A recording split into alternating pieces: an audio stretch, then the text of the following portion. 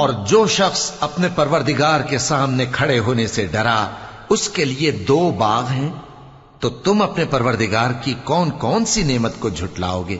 ان دونوں میں بہت سی شاخیں یعنی قسم قسم کے میووں کے درخت ہیں، تو تم اپنے پروردگار کی کون کون سی نعمت کو جھٹلاؤ گے؟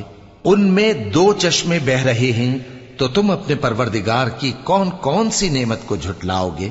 ان میں سب میوے 2 قسم کے ہیں، تو تم اپنے پروردگار کی کون کون سی نعمت کو جھٹلاؤ گے؟ اہل جنت ایسے بچھونوں پر جن کے استر اطلس کے ہیں تکیہ لگائے ہوئے ہوں گے، اور دونوں باغوں کے میوے قریب جھک رہے ہیں، تو تم اپنے پروردگار کی کون کون سی نعمت کو جھٹلاؤ گے؟